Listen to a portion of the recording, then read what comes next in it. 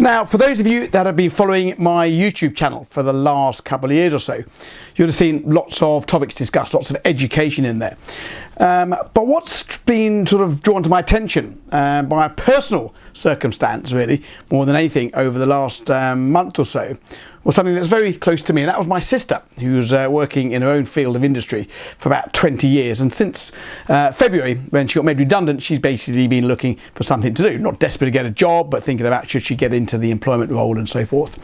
And she came up to me a couple of weeks ago and said to me, I'm considering getting into trading, into Forex trading, knowing that I'm obviously in the business and been doing it all my life. And she said to me, you know, how do I get going in trading? Well, I said, well, look, first of all, go off and look at some of the videos that I've produced. So I sent her the link to the catalogue of videos that I put together.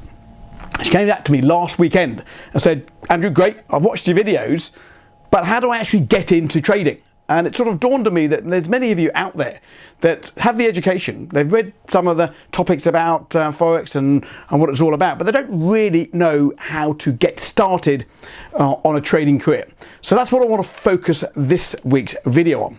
So I've basically highlighted 5 key bullet points that you need to get under, to get to grips with in order to embark on a trading career. So we're going to discuss those today.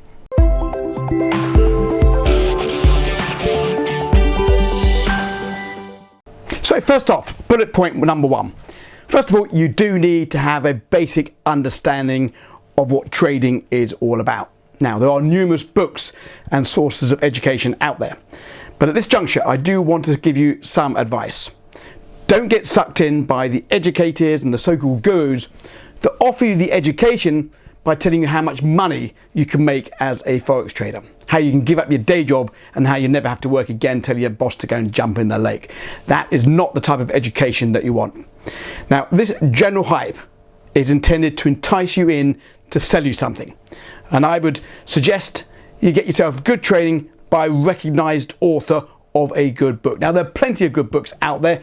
I suggest you Google, do some search, do some analysis on that, read the reviews of these books. Many aspiring traders look at purchasing online courses, which I guess are okay. You know, there are some good courses out there, but this alone does have some limitations. For example, do you think it's possible to learn how to drive a car or fly a plane by watching it on an online course or indeed reading it in a book? I would say no. What I would suggest you do is, once you've got some source or some area of education that you want to develop, you should be looking at joining a community of like-minded traders, people that have done it, people that are doing it, and people that are there to help you along the way. There's nothing more powerful than being able to share your views, ask questions to other members of like-minded traders. As often you've heard the expression saying, surround yourself with people you want to be like. So I suggest get yourself some education, be it an online course or a decent good book, or indeed a trading community that may offer the education as well. But make sure you're able to interact with other members of that community that are doing it, so you can ask general questions. Bullet point number 2. So let's assume now you've got some basic education behind you. You understand when to buy, when to sell, what the terms mean, what take profit targets are, what stop loss levels are, and so forth, why markets are moving in the first place, a basic understanding of how the charts look, and so forth. It might sound a bit double Dutch to you at the moment, but I'm sure you, once you've done some basic education, you'll understand exactly what we're talking about here. Now, let's assume you've done that. You now need to get the first thing, a strategy. A strategy is a series of rules of engagement. When you're going to buy, when you're going to sell, how you're going to risk manage the trade. At this juncture, I want to talk about KISS. You've heard it before. Keep it simple, stupid. I can't stress this more enough. Your strategy when you're starting off should be very, very simple. You don't need all the technical analysis that you've seen out there. A very simple strategy when you get going in this business for the first time is essential. Why overcomplicate the business? That really should be quite simple. The strategy, after all, is not the be-all and end-all that makes a successful trader. It goes into a lot deeper than that: psychology, risk management, and so forth. So the strategy should be simple. Now, of course, you'll have more confidence in developing a strategy once you've done some basic education, whether it's with us at the Trading Academy or indeed on an online course or indeed out of a book. But you'll get the idea once you've done that analysis. You also have to appreciate that a strategy is never going to be flawless. Every strategy will have a losing streak, and you need to know how to deal with a losing streak. You need to know how to look at the losing streak. And again, appreciating that your strategy will have a losing streak, knowing what it's done in the past will help you going forward when you're trading this with live money. So how do you achieve that? Well, of course, you need to back test a strategy.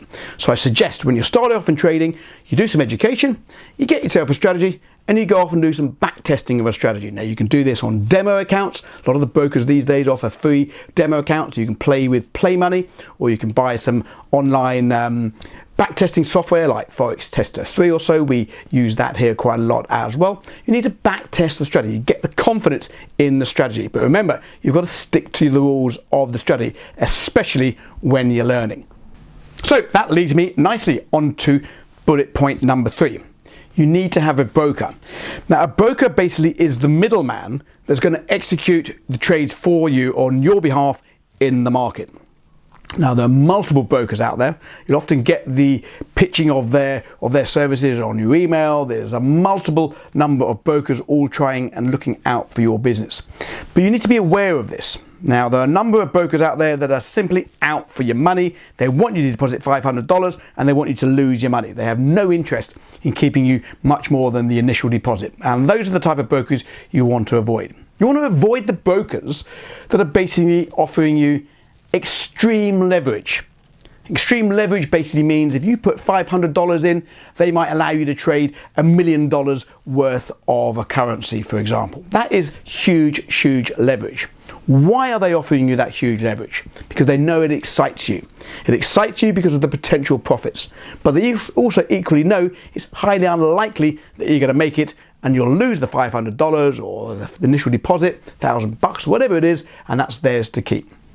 So do avoid the advertisements, the enticements of using a broker that offers large leverage. That is one of the biggest drawdowns. Now, the other things you need to consider when looking at a broker is the actual commissions that the broker charges. Some brokers charge excessive amounts of commission as well. You need to also look at the spread. Now, the spread is the difference between the buying price and the selling price. A good broker will have a tight spread. Tight spread means trading costs you less. The actual cost of business is lower if the spread is closer. You also need to look at if the broker is actually regulated, if it's following rules of a certain jurisdiction in which it is located. A regulated broker with tight commissions, tight spreads, and not offering you all the riches with high leverage are the brokers you want to be looking out for. And of course, we've got a couple of brokers that we recommend, IT Markets, Blueberry Markets and so forth, but there are plenty of brokers out there that are very, very honest and reputable, so do some research on that. Once you've got yourself a broker, you also need to make sure that the customer service is good. Customer service is important. You need to be able to get answers to your questions when you need them. But equally important, you need to be able to get your money out when you want to get your money out. So the speed of deposits and withdrawals is also very important. I suggest maybe you start off with a small amount. Deposit, say $500, and then withdraw it to see how long it takes to get your money out, to give you some confidence in that broker. So once you've got yourself a broker, you're going to want to start putting your education, your knowledge into practice. Now, I suggest you start off by trading a demo account. A demo account basically is not real money. So you're not putting your hard-earned cash when you're just basically experimenting. Remember, you're still learning this business. Presumably, the idea is to be in this business for years and years to come. It's not just a get-rich-quick thing. So you should give this time. Screen time is invaluable. Screen time on a demo account is priceless. Now, a lot of people say you shouldn't trade demo, you should trade real money because the education will be a lot clearer once you start losing money and you'll be taking it more seriously.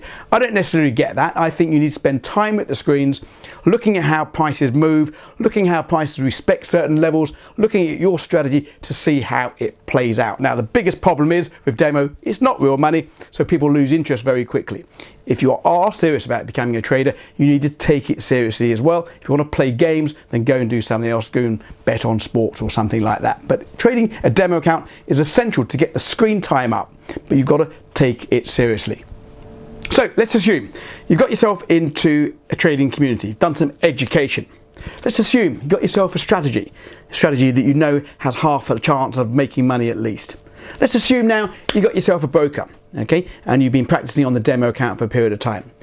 I'm going to throw out a challenge here now for you. Some of you will do it, some of you won't do it. I really encourage you all to do it if you're serious about trading. I call it the 25 trade challenge. I talk about it all the time in my room at ForexSignals.com. Basically, it is a challenge where you set yourself 25 trades. You write down your rules of engagement. When you're going to buy, when you're going to sell, when you're going to take profits, when you're going to get stopped out, how you're going to risk manage. Very simple strategy, this written down. And trade that strategy for 25 times without fail. You're going to have losing trades, you're going to have winning trades. Most people, believe me not, will not be able to do the 25 trade challenge. They will give up after 7 trades or 8 trades. They'll have 5 losing trades and say, no, this is flawed, this is not working, this strategy is going wrong, I'm going to do another strategy. The purpose of the 25 trade challenge is not necessarily to test the strategy, but it's to test your psychic. Are you able to follow your own rules? Most traders fail because they can't follow their own rules. The 25 trade challenge is nothing. It's just 25 trades. Do set yourself that. Go off and do the 25 trade challenge. You'll find it very, very useful, not only to test your strategy, but also to test your emotional side of the business, which is really, really paramount of importance. So let's assume here that now you've got yourself some education, you've joined a trading academy or you've joined a trading community, you've got yourself a strategy that you've done some back testing on. You know, you've got some confidence behind that strategy. You've got yourself a broker that you've confidence in. You've made some deposits, you've made some withdrawals, you're now confident with that broker. You've done some demo trading on that strategy and you've built up a profile of that strategy. You know how it should be performing. Now on to point 4. So this is where the fun starts. Now you're going into the markets with your hard-earned cash. At this point, I'll say whatever your expectations are, you should be scaling them back. This is where it gets serious. This is hard-earned money in the markets. This is where the emotions are going to start getting much more pronounced than they have been on the demo account. You've often seen the leverage of 100 to 1, 200 to 1, 500 to 1. You don't need it when you're starting off in trading. If you can make money on low leverage, on 5 to 1 leverage, or even 0 leverage, then and only then should you be scaling up. Far too often people will come in and use the high leverage from the get-go and the emotions go all out, they make lots of money and then they lose lots of money and then they give up on the dream. Start off with low leverage. I would say no more than 5, maximum 10 to 1 leverage, so that you can get to experience the actual feeling of making a winning trade and the feeling of making a losing trade, and not be looking at the money that you've made. The money will follow once you become proficient at trading, no matter which way you go.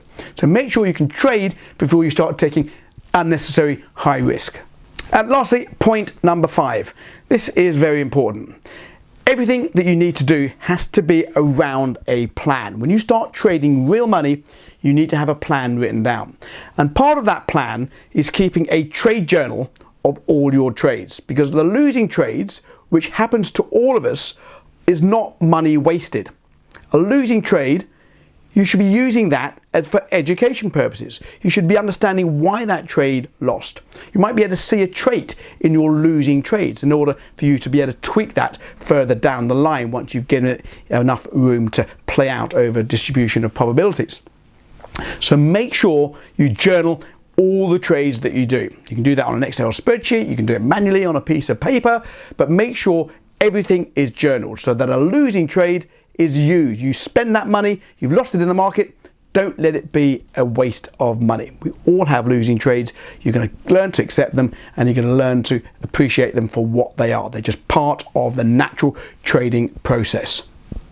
So those are the 5 basic points that I sort of explained to my sister a few weeks ago when she came to me asking about a trading career. And she certainly found them useful and has given her a bit more of a direction in which to embark on. I hope you do too as well. What she has done, she's joined our trading community at ForexSignals.com.